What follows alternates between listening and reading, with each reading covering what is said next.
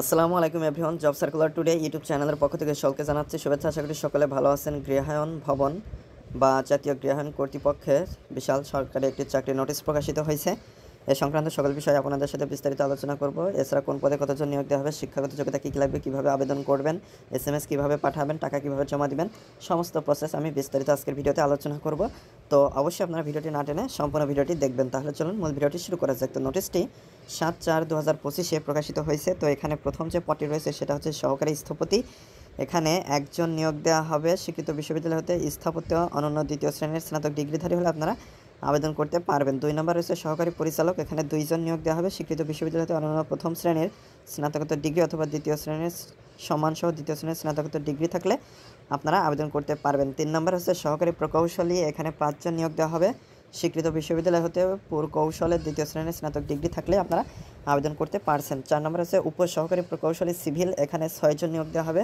স্বীকৃত polytechnic institute হতে প্রকৌশলে অনন্য দ্বিতীয় শ্রেণীর ডিপ্লোমা থাকতে হবে। 5 নম্বর হচ্ছে উপসহকারী প্রকৌশলী। এখানে একজন নিয়োগ দেওয়া হবে। স্বীকৃত পলিটেকনিক ইনস্টিটিউট হতে তড়িৎবাদ যান্ত্রিক প্রকৌশলে অনন্য দ্বিতীয় শ্রেণীর ডিপ্লোমা থাকতে হবে। 6 নম্বর হচ্ছে প্রশাসনিক কর্মকর্তা। এখানে একজন নিয়োগ দেওয়া হবে। অনন্য স্নাতকোত্তর ডিগ্রি থাকলে আপনারা আবেদন করতে পারছেন। 7 নম্বর হচ্ছে বিভাগীয় হিসাবরক্ষক। এখানে একজন। স্বীকৃত বিশ্ববিদ্যালয় হতে বাণিজ্যে অনন্য দ্বিতীয় শ্রেণীর স্নাতক ডিগ্রি।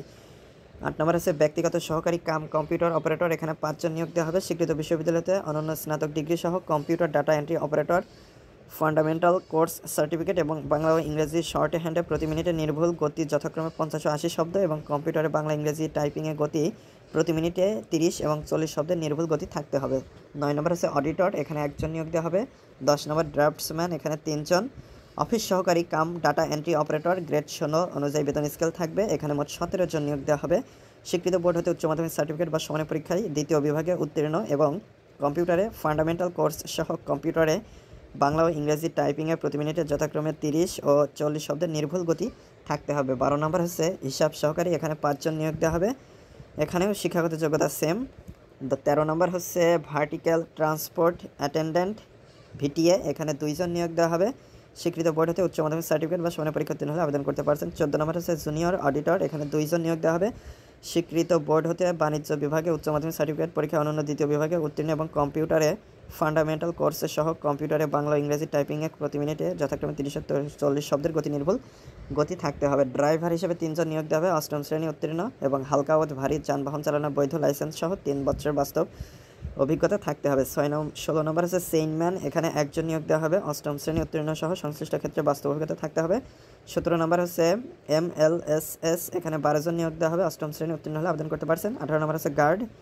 এখানে 18 জন নিয়োগ দেওয়া হবে। 8ম শ্রেণী উত্তীর্ণ প্রার্থীকে সুস্বাস্থ্যের অধিকারী হতে হবে। তো এখানে সকল পদের প্রার্থীর ক্ষেত্রে 1/4/2025 এই তারিখ অনুযায়ী 18 থেকে 32 বছরের ভিতরে বয়স থাকতে হবে। বয়স প্রমাণের ক্ষেত্রে কোনো প্রকার এফিডেভিট গ্রহণযোগ্য নয়। তো এখানে আপনারা আবেদন করার জন্য আপনার ফোনের যে কোনো একটা ব্রাউজার থেকে আপনারা nhs.teletalk.com.bd ওয়েবসাইটে প্রবেশ করে খুব সহজে ফর্মটা পূরণ করে আবেদন করতে পারবেন। অনলাইনে আবেদনপত্র পূরণ ও পরীক্ষার ফি জমাদানের শুরুর তারিখ এবং সময় 15/4/2025 সকাল 9টা, অর্থাৎ এটা কিন্তু প্রায় 15-16 দিন আগেই শুরু হয়ে গিয়েছে।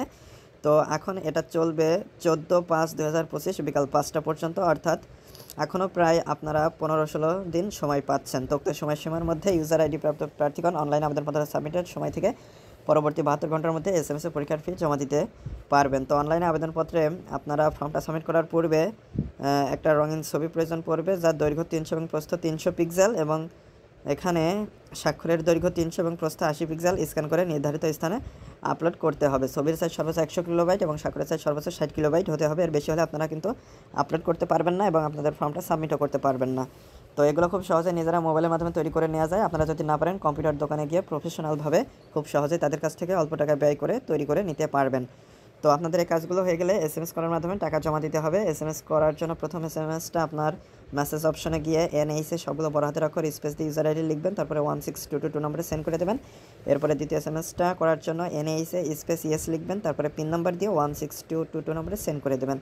তারপরে রিপ্লাই হিসেবে আসবে congratulations applicants name payment completed successfully. এরকম একটা রিপ্লাই চলে আসলে আপনাদের আবেদনটা সম্পূর্ণ বলে গণ্য হবে। তো এখানে আরও কিছু বিষয় উল্লেখ রয়েছে, আপনারা এগুলো বিস্তারিত পড়ে নিতে পারেন। তো মূল বিষয়গুলো আমি আলোচনা করেছি, আশা করি বুঝতে পেরেছেন। ভিডিও সংক্রান্ত কোনো মতামত থাকলে অবশ্যই কমেন্ট করে জানাবেন। ধন্যবাদ সবাইকে। আর চ্যানেলটি অবশ্যই আমাদের সাথে সাবস্ক্রাইব করে আমাদের সাথেই থাকবেন।